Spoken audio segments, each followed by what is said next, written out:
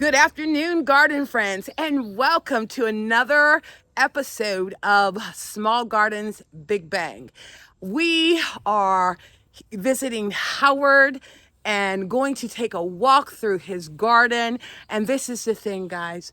It is not just about the size of your garden, it's also the creativity. And boy, I cannot wait to share with you some of the creative things that Howard has done with his garden. So come along with me. Howard, I first want to thank you for allowing me to come and visit your garden. And what I'd like to do is, you walk us through, let us know what you have in here, because the goal is to help inspire other gardeners be creative in their plant choices, their layouts, the whole 9 yards. So I am so excited to be able to see what you have done in your garden. Yeah. So, well, thanks.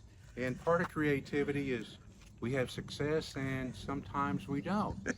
But I've had more success than failure, so we'll focus on those things that have worked well and some pointers that didn't work so well, and let the audience take what they will. okay, that sounds good. So, for instance, here we have a lot of sun. This is black-eyed Susan, or also Rebecca, and it's a great pollinator. And it's also in the fall when it starts to fade, the birds eat the seeds. So this is a great pollinator to attract butterflies and hummingbirds and moths. And as we go down the path here, we'll transition from full sun to shade, back to full sun, back to shade, and back to full sun. And it's just because of the topography of my property and the orientation of my house and the tree line. Okay, that sounds like a plan. All right, so let's go.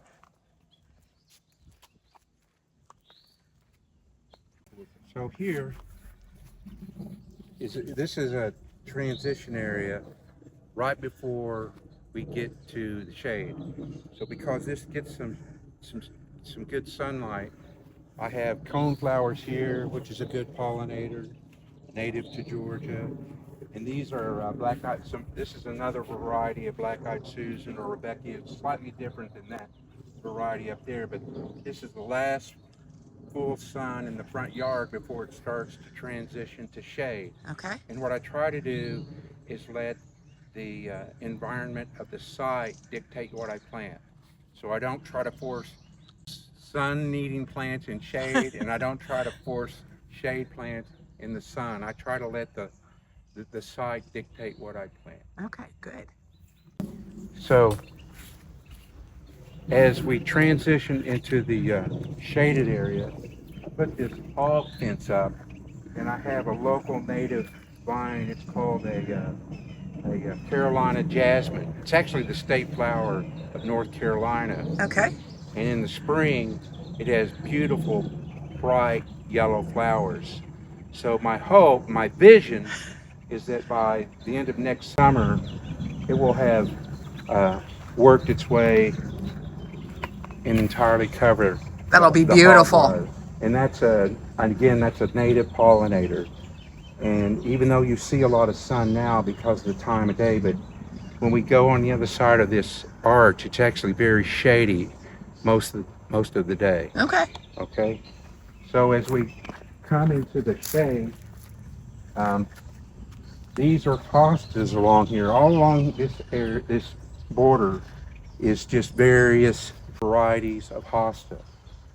And then these larger shrubs here, this is a cuba. And again, these are all shade-loving plants. Okay.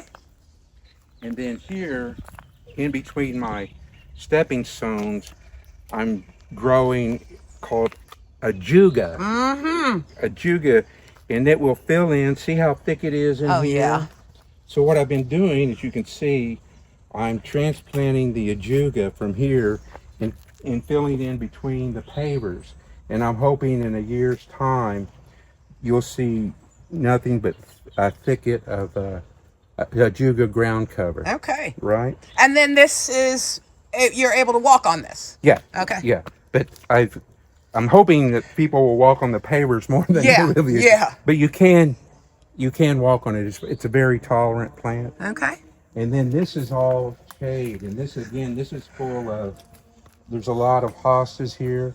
But I also have alocasia here. This is alocasia. This is alocasia. This is alocasia. And this is a great shade plant. It's called a woodland poppy. Oh, okay. And it has a beautiful yellow flower in the spring, yellow poppy. Nice.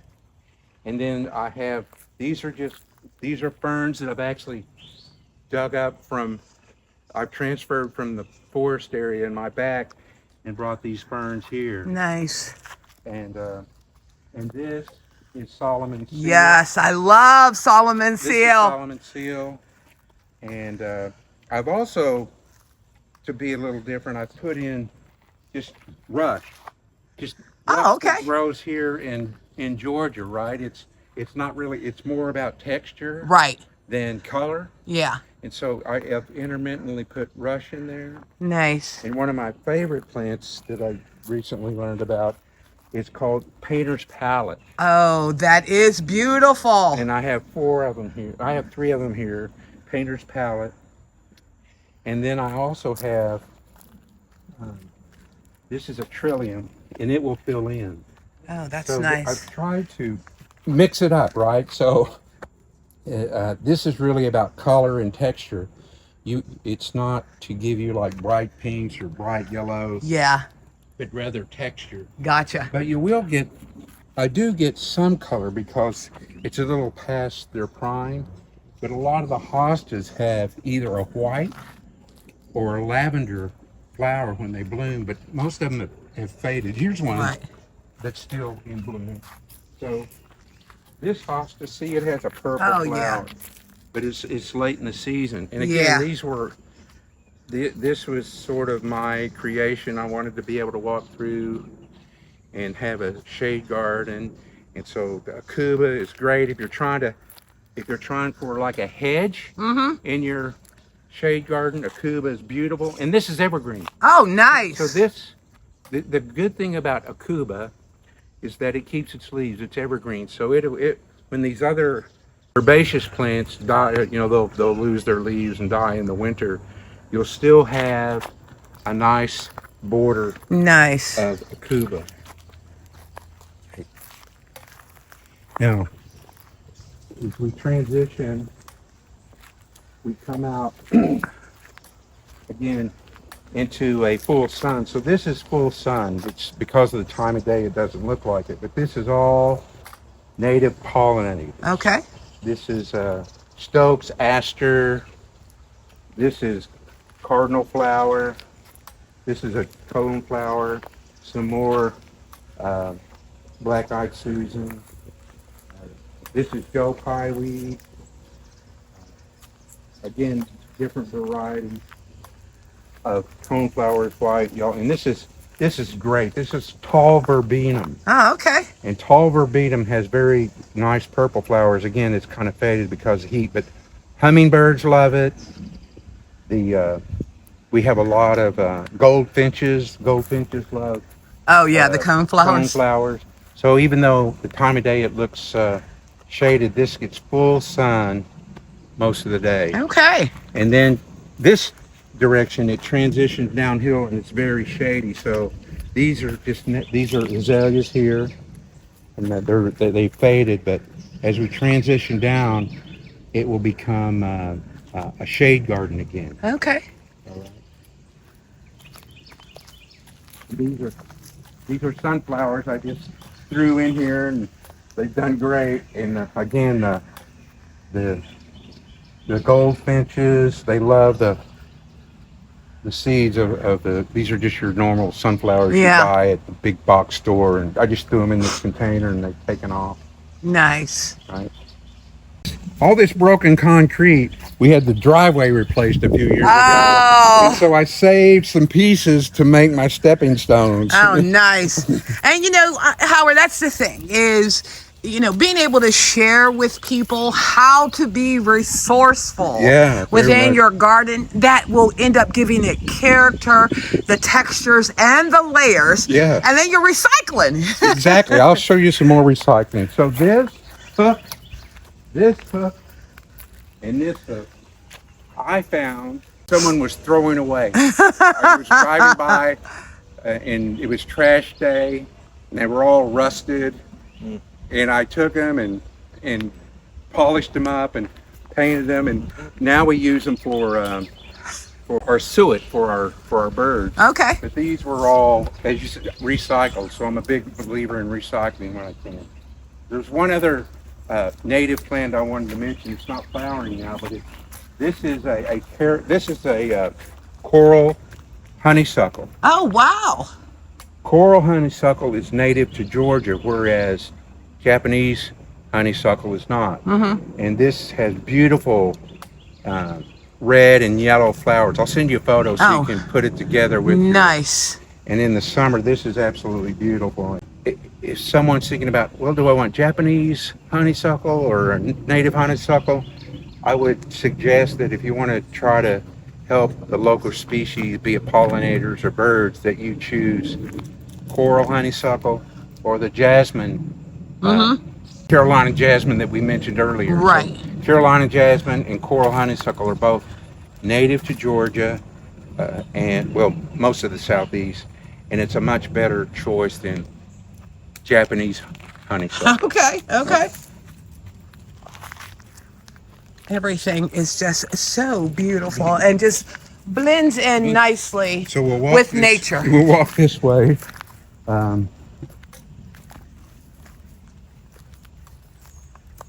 Here's something real that I haven't seen too much of.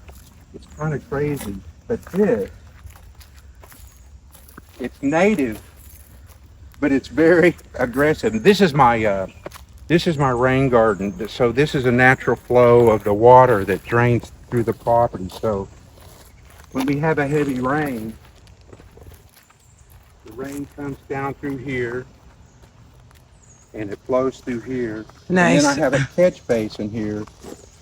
It's full of rush, and this native plant called a broadleaf arrowhead plant. Okay. And it's actually, I probably need to thin it out, but this is native to the southeast, and the indigenous tribes it was a food source. The root was a food source for the indigenous folks in the southeast. Nice.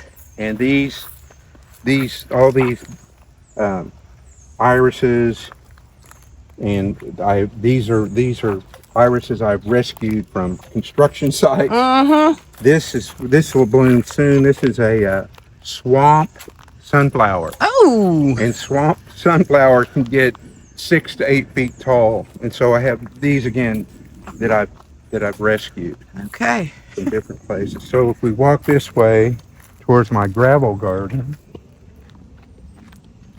again some more ajuga that I'm trying to fill in. These yews are again, these are plants I've rescued from construction sites where I've driven by and they're tearing the house down, and they're just gonna clear cut it, and the bulldozer's gonna come in and just level the place. So these 5 yews I rescued from a construction site. This is a native plant. This is a great plant. It kind of looks like something out of Jurassic Park, but this is a sumac. But it's not a poisonous sumac. Okay. It's a smooth sumac.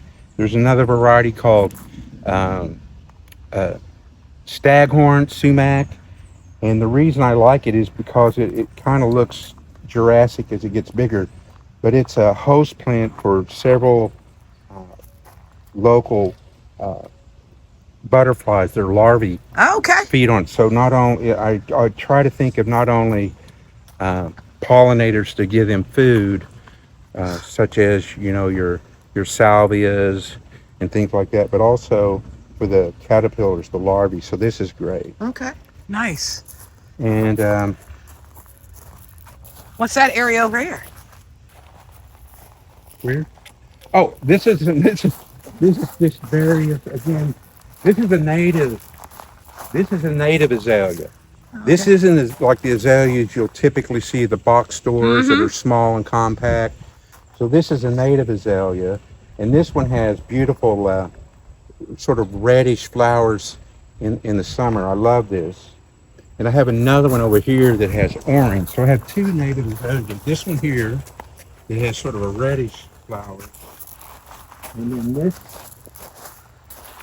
this native azalea has sort of orange colored flowers. Okay. And they're very different than what you typically buy at the box store. And if you go to some of the local nurseries, like Lost Mountains one, or there's a couple of others that you can buy a native azalea, but they're very different from what you typically see in the big box store. Okay. This is our shade garden, and we have hostas here, sky pencil hollies. Sorry, this is sky pencil holly here, and my hostas, and this is where we come out when it's not so hot and just kind of sit out and relax here.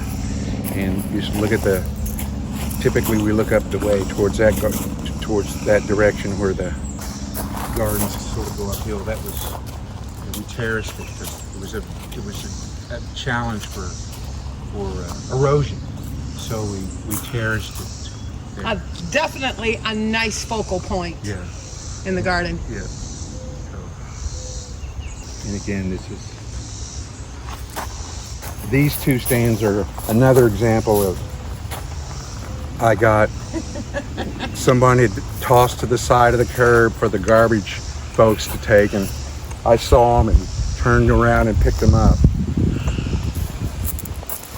We're going to continue to see shade. Okay. So all these ferns in here, I have not planted. That is just Mother Nature. Now I did plant these azaleas along here, and they'll bloom again. These are encore azaleas that you see at the big box store. They'll bloom in the late summer again, but not right now. And as we go around this way again, you'll see hostas that I planted, different varieties. And this I left because this grew there naturally. It's red clover. And red clover is a nitrogen fixer, and it helps the soil. So when I saw that, most folks might dig it up thinking it's a weed, but I look at it and go, that's fixing the nitrogen in my garden, so it stays. Yeah, I actually did one of our garden beds with the red clover and buckwheat because it was garbage soil and I wanted to enrich it, so once it blooms, because I plan on putting something else in there, I'll cut it down, but then leave the roots and till it in there. And so again, I planted some alocasias in here and some hostas and some Japanese grass here. And now I did plant these rhododendrons here, but the ferns are all natural. As you can see, I've had some issue with deer, but that's to be expected. So then, again, some more trillium. It's a great shade plant that you saw up at the top of the hill. It's a great ground cover if you have shade, trillium, and it's native. It's native. It's beautiful. Now, does it get any flowers or anything like that on it? No. Okay. This is, a lot of folks don't like this, but I love it. This is goldenrod. And some people think that it causes allergy. It doesn't. That's ragweed. But goldenrod, it'll have beautiful gold flowers at the end of the summer. And again, the birds and the pollinators love it. So a lot of folks would think of it as a weed, but I don't. Of different kind of goldenrods that just grow naturally in Georgia. And this is a greenhouse I built again from windows I found in an old farmhouse. I was originally going to build just a cold frame. And so when I got to looking around the property, and the lady said, just go look. and I looked into this shed, and it was full of windows. In fact, there were so many windows that I was able to build a greenhouse. I don't use it that much in the summer because it's so hot. The average temperature in this greenhouse can be 100 during the day. So I use it in the fall, like if I'm propagating like peppers for the spring. But right now, I pot things up in here. But you're welcome to go in if you want to take a look at it. But it's just upcycling, as Deborah said, upcycling windows.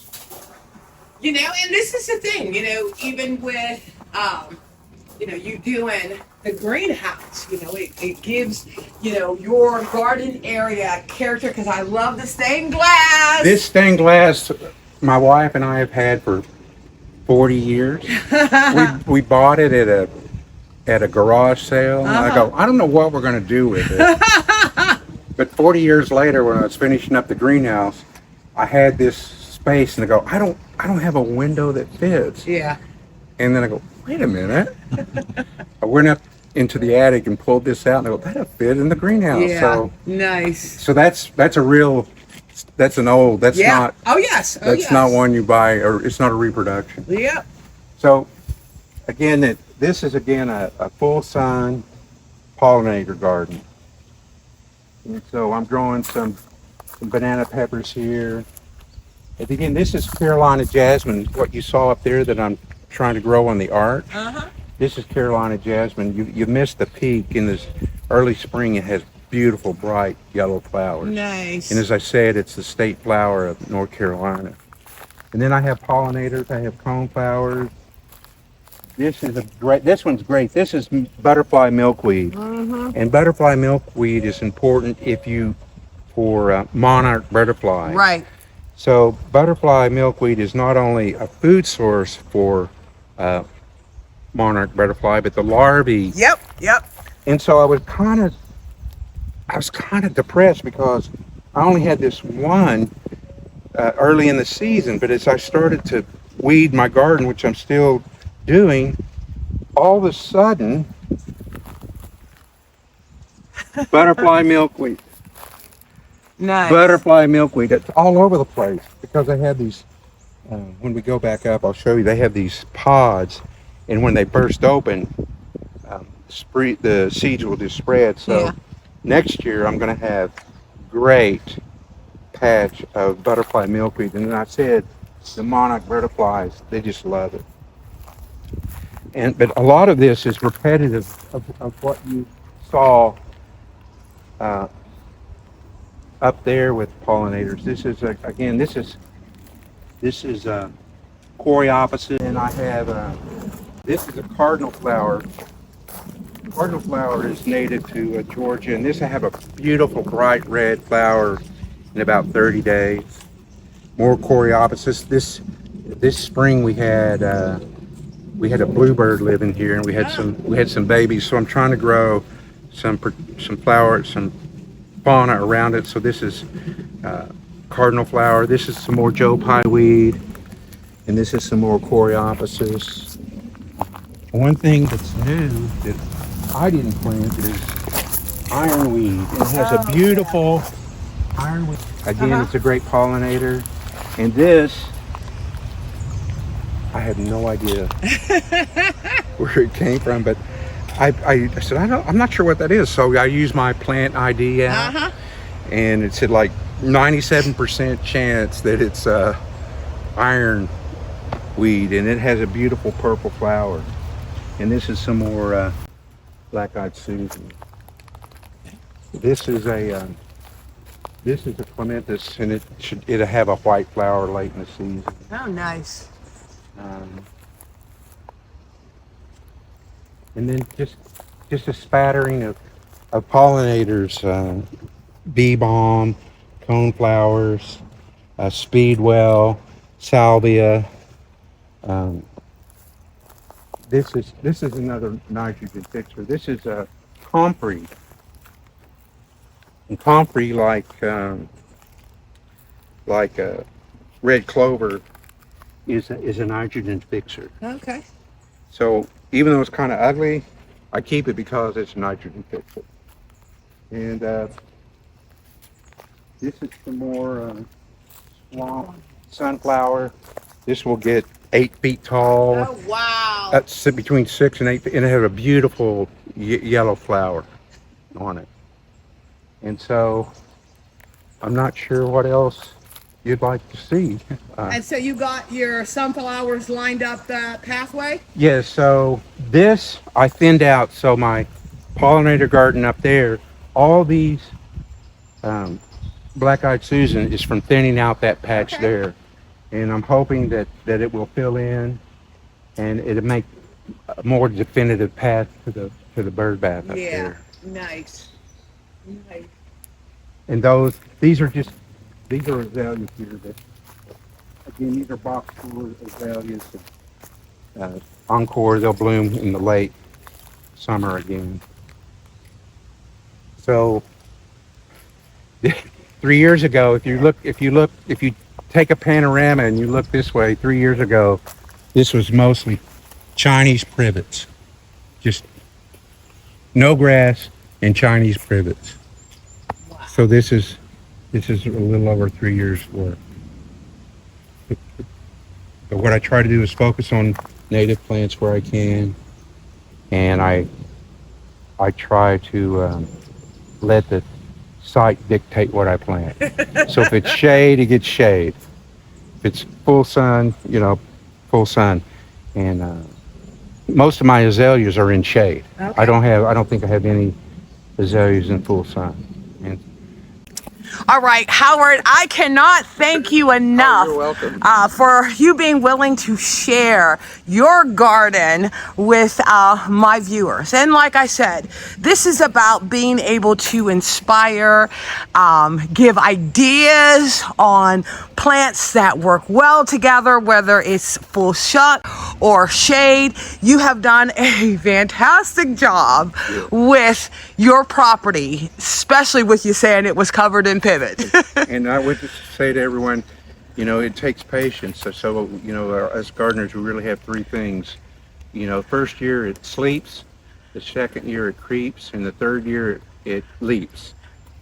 So I would encourage the folks to be patient. Yeah, absolutely. Well, thank you again, Howard.